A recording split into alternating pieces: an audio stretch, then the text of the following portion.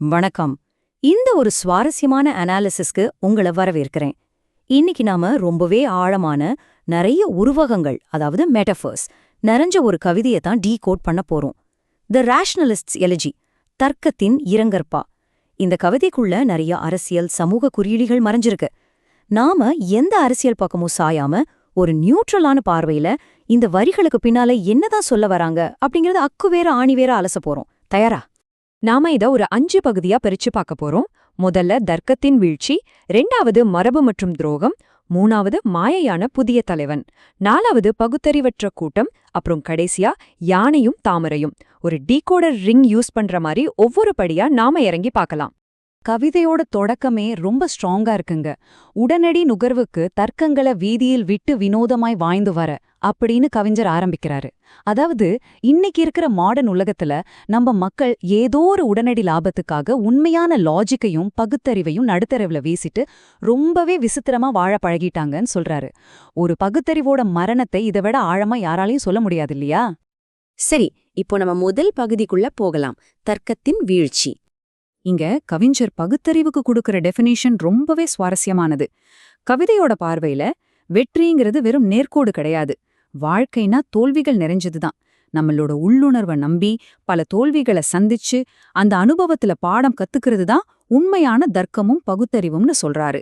இதுதான் இனிமேல் வரப்போற எல்லா அரசியல் விமர்சனங்களுக்கும் ஒரு பேஸ்லைன் மாதிரி அமையப்போகுது. அடுத்து 2வது பகுதி, மரபு, துரோகம், அப்புறம் வடுக்கலின் வரலாறு. இங்க கொஞ்சம் கவனமா கேளுங்க. இங்க கவிஞர் ஒரு இலையோட 2 பக்கங்களை ஒப்பிடுறாரு. ஒரு பக்கம் பாத்தீங்கன்னா அன்பும் அரவணைப்பும் இருக்கு. ஆனா இன்னொரு பக்கம் துரோகம், அதிகாரம், அப்புறம் தோல்வி, இதெல்லாம் புதைஞ்சு கிடக்கு. இது நம்ம சமூக அரசியல் மரபுகள்ல இருக்கிற ஒரு வகையான இரட்டைக்கண்மையும் வடக்குலேருந்து வந்த கசப்பான அனுபவங்களையும் ரொம்ப தெளிவா காட்டுது. ஒரு பக்கம் அன்பு, இன்னொரு பக்கம் துரோகம். இதுல இருக்கிற ஒரு மிக முக்கியமான குறியீடு இந்த சூரியன். களம் கண்ட சூரியனுக்கு காலம் கொடுத்த பரிசு என்ன தெரியுமா? வெறும் வடுக்கள் மட்டும்தான். கை கொடுக்க வந்த கைகளை உதறிட்டு முதுகள் குத்தப்பட்ட துரோகம்தான் அந்த தோல்விய தழுவிய போர்வீரனுக்கு கிடைச்ச பரிசுன்னு கவிதை சொல்லுது. இத நாம எந்த பக்கமும் சாயாம வெறும் ஒரு முதுபெரும் போர்வீரனோட வீழ்ச்சியா மட்டும் இங்க பார்க்கணும். இப்போ இந்த துரோகத்தோட தொடர்ச்சி எங்க போய் முடியுது? அடுத்து கட்டுமரம் பெற்ற மகன் அப்படிங்கிற குறியீடு வருது. தனக்கு நடந்த அந்த துரோகத்தை முழுசா உணராம தமிழின கொள்கைக்கு உயிராவே இருந்தாலும் அந்த வடுக்குகளையும் தோல்வியையும் அவர் எப்படி தனதாக்கிக்கிட்டாருன்னு இந்த வரிகள் சொல்லுது.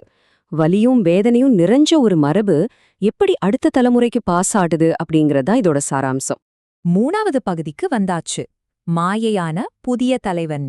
இந்த கம்பாரிசன் கொஞ்சம் பாருங்களேன், நிஜமாவே யோசிக்க வைக்கும். ஒரு பக்கம் போர்க்களத்துல இறங்கி வேலை செஞ்ச பழைய அரசியல், இன்னொரு பக்கம் களத்துக்கே போகாம வெறும் இன்டர்நெட்ல மட்டுமே புரட்சி பண்ற ஒரு புதிய அரசியல். களம் அறியாம வர்ற இந்த புதிய இணைய புரட்சிய ஒரு தர்க்கமற்ற கனவுனும் அந்த புதிய தலைவனை மாற்றத்தின் போலினும் கவிதை ரொம்ப ஸ்ட்ராங்கா விமர்சிக்குது. அனுபவத்துக்கும் இணையத்தோட மாயைக்கும் இடையில நடக்கிற ஒரு முரண்பாடு இது. இப்படி ஒரு மாயைய பார்த்தா லாஜிக்கா யோசிக்கிறவன் சும்மா இருப்பானா? அவனுக்குள்ள அடுக்கடுக்கா கேள்விகள் வெடிக்குது. ஏன் வந்தாய்? பனையூரின் மகாராஜாவே மதம் பிடிச்ச யானை மாதிரி எதற்கோ வந்து நிற்கிறாயே, நீ ஏன் வந்தாய் அப்படின்னு ரொம்ப வேகமா ஒரு கடுமையான கேள்வி இங்க முன்வைக்கப்படுது. எதற்காக வந்தாய்? உன்னோட பர்பஸ் என்ன? ஒரு பெரிய கூட்டத்துக்கு நடுவுல நின்னா கூட லாஜிக்கா யோசிக்கிற ஒருத்தனோட தனிமையிலிருந்து பிறக்கிற கேள்வி இது. யாருக்காக வந்தாய்? உன்னோட உண்மையான நோக்கம் யாருடைய நலனுக்காக? 8 கோடி மக்கள் கோஷம் போட இருந்தாலும் ஒரு தனிமையோட தர்க்கம் எழுப்புற ரொம்ப ஷார்ட்டான ஆனா ரொம்ப ஆழமான கேள்விகள் இதெல்லாம். எதையும் கேள்வி கேட்காம பின்னால போற ஒரு கூட்டத்துக்கு மத்தியில இப்படி சிந்திக்கிறவன் எப்படி தனிமைப்படுத்தப்படுறான்னு இது காட்டுது. ஓகே, இப்போ 4வது பகுதி, பகுத்தறிவற்ற கூட்டம். அந்த பகுத்தறிவற்ற கூட்டம் எப்படிப்பட்டதுன்னு கவிஞர் சொல்றாரு தெரியுமா? அவங்க விலைவாசிய பத்தி பேச மாட்டாங்க, வேலைவாய்ப்பை கேட்க மாட்டாங்க, விமர்சனம் செய்யவே மாட்டாங்க. ஆனா வெறும் மார்க்ஸ மட்டும் கேட்பாங்க. பணத்துக்கு பின்னால ஓடி மனிதநேயத்தையே மறந்துடுவாங்க. சமுதாயத்தோட சூழ்ச்சிகளை புரிஞ்சுக்காம வெறும் அடிமைகளா மாறிடுவாங்க. லாஜிக்க இழந்துட்ட ஒரு சமூகம் எப்படி தன்னைத்தானே அடிமைத்தனத்துக்கு வித்துக்குது அப்படிங்கறத இந்த கவிதை ஒரு கசப்பான உண்மையா நம்ம முகத்துல அரையிற மாதிரி சொல்லுது. அண்ட் ஃபைனலி பகுதி 5, யானையும் தாமரையும். இந்த கவிதையோட உச்சக்கட்டமே இதுதாங்க. கொஞ்சம் ஸ்லோவா இதை நம்ம கவனிக்கணும். அந்த யானையும் பூனை போல தண்ணீருக்கு தாகம் தணிக்க துடிக்க, தாமரையோ குளத்து மூடி. இந்த வரிய கொஞ்சம் உங்க மனக்கண்ல கற்பனை செஞ்சு பாருங்க. ஒரு காலத்துல யாருமே தடுத்து நிறுத்த முடியாத வலிமையோட இருந்த ஒரு யானை இன்னைக்கு ஒரு பூனை மாதிரி தாகத்துல துடிக்குது. காரணம் என்ன? குடிக்க தண்ணி இருந்தும் அத குடிக்க முடியாதபடி ஒரு தாமரை அந்த மொத்த குளத்தையும் ஆக்கிரமிச்சு மூடிடுச்சு. ஒரு பக்கம் கொளுத்துற வெயில், மறுபக்கம் மூடிய தாமரை. இது எதை குறிக்குது? ஒரு ஒட்டுமொத்த அழிவை, ஒரு மிகப்பெரிய சக்தி.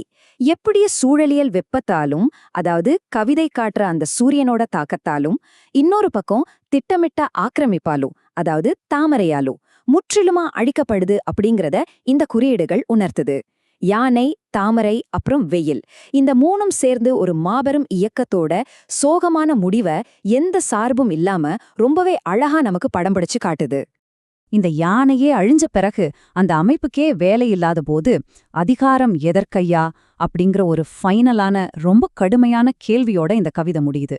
தர்க்கம் செத்து மக்கள் அடிமையாகி ஒரு பேரியக்கமே தாகத்தால அழிஞ்ச பிறகு இந்த அதிகாரம்ங்கிற நாற்காலி மட்டும் யாருக்காக, எதற்காக?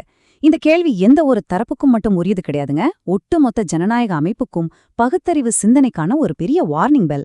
இந்த ஆழமான உருவகங்கள் உங்களுக்குள்ள என்னென்ன சிந்தனைகளை தூண்டுது? கொஞ்சம் நிதானமா யோசிச்சு பாருங்க. இந்த அனாலிசிஸ் கண்டிப்பா உங்களை இன்னும் ஆழமா சிந்திக்க வைக்கும்னு நான் நம்புறேன். மறுபடியும் இன்னொரு சுவாரஸ்யமான பதிவுல சந்திக்கலாம்.